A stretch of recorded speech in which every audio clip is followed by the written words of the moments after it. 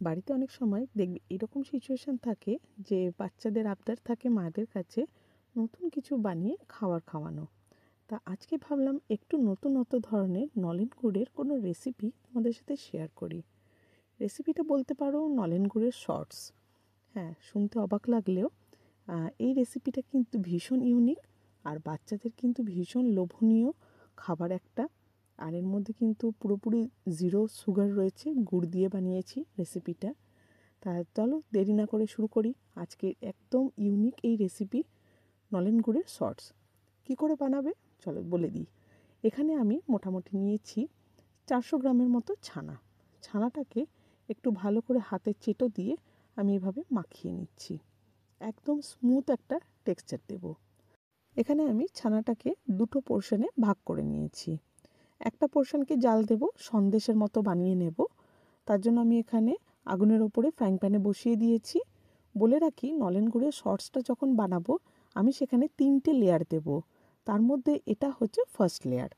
ছানাটাকে প্রথম অবস্থায় এরকম ভালোভাবে জাল দিয়ে নেব, দিয়ে আমি এর মধ্যে কিছুটা গুড় দিয়ে দিচ্ছি, পাটালি গুড়।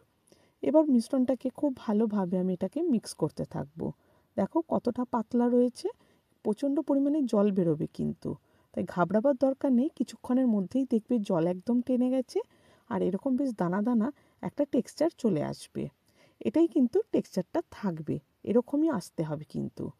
এবার আমি আর বেশি টানাবো না, এটার আমার জলটা যথেষ্ট টেনে গেছে। এবার আমি এই যে কাঁচা ছানাটা রেখেছিলাম তার সাথে এই সন্দেশটা যেটা আমি ছানা দিয়ে বানিয়েছি সেটাকে মিশিয়ে নেব। এইভাবে করলে পরে কি হবে, বেশ ছানার মধ্যে একটা স্মুথ টেক্সচার সেটা মুখেও আসবে, আবার এর মধ্যে হালকা দানা দানা ভাবটা সেটাও কিন্তু স্বাদটা আসবে। তার জন্য কিন্তু এই প্রসেসটা আমি করে থাকি, তবে কিন্তু বেশ খেতে খুব ভালো লাগে, অনেকটা কাঁচা গোল্লার মতো টেস্ট আসে। এবার আমি বানিয়ে নেব সেকেন্ড লেয়ারটা। সেকেন্ড লেয়ারটা কিন্তু বানাবো ক্ষীর। ক্ষীরটা কিন্তু বানাবো একটু নতুনত্ব ধরনের।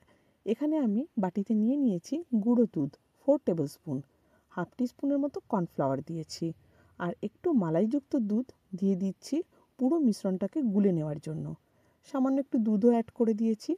এইভাবে মিশ্রণটাকে তৈরি করে হাতের কাছে রেখে দিতে হবে।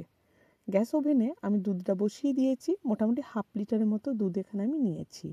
হালকা উষ্ণ গরম হলে পরেই কিন্তু এই মিশ্রণটাকে ঢেলে দিতে হবে, কারণ বেশি কিন্তু ঘন দুধ গরম থাকলে পরে এতে কী হবে, দুধটা ছানা ছানা মতো কেটে যাবে, ক্ষীর কিন্তু ভালো হবে না। তাই হালকা গরম অবস্থাতেই কিন্তু এই মিশ্রণটাকে দিয়ে দিতে হবে। এবার স্প্যাচুলা দিয়ে খুব ভালোভাবে নাড়াচাড়া করে নিতে হবে যাতে করে নিচে না লেগে যায়। তাই মোটামুটি 10 থেকে 15 মিনিট এই প্রসেসটা চলবে। 10 থেকে 15 মিনিট পরেই দেখবে দুধ কিন্তু আগের থেকে অনেকখানি ঘন হয়ে গেছে। তোমরা যেমন ভিডিওতে দেখতে পাচ্ছ, দেখো দুধটা কিন্তু অনেকটা ঘন হয়ে এসছে। আর মোটামুটি 2 থেকে 3 মিনিট যদি মিশ্রণটাকে এইভাবে নেড়েচেড়ে যাও তাহলে দেখবে ক্ষীর কিন্তু একদম রেডি হয়ে গেছে। ব্যাস ওটাকে সাইডে রেখে দিয়েছি। এবার যেটা পালা সেটা হচ্ছে এই সসটা বানিয়ে নেব। তার জন্য আমি এখানে দেখো এই প্লাস্টিকের যে কাপগুলো থাকে এর মধ্যে আমি প্রথম যে লেয়ারে ব্যবহার করার জন্য যে কাঁচাগোল্লার যে সন্দেশটা বানিয়েছিলাম সেটা দিয়ে দিয়েছি। বাড়িতে যদি এই ধরনের কাচের যদি কোনো ধরো জার থাকে তাহলে এটার মধ্যেও কিন্তু তোমরা সসটা বানাতে পারো।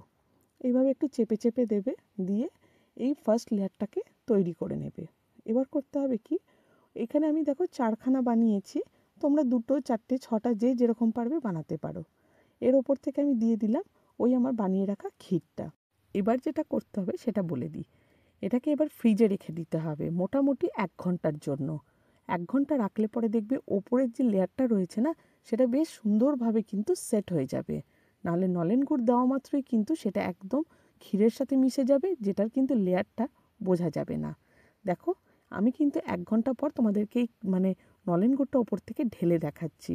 দেখো কোনোভাবেই কিন্তু ক্ষীরের সাথে মিশে যাচ্ছে না, 3টে লেয়ারই কিন্তু দেখো খুব সুন্দরভাবে বোঝা যাচ্ছে।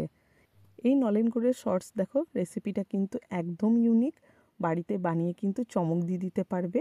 শীতের মরশুমে তো গুড় অ্যাভেলেবেলই রয়েছে, আর দেখো খুব কম সময় এবং হচ্ছে কম উপকরণ দিয়ে কিন্তু এই মানে কি বলবো নলেন গুড়ের শর্টসটা তৈরি করে ফেলতে পারবে।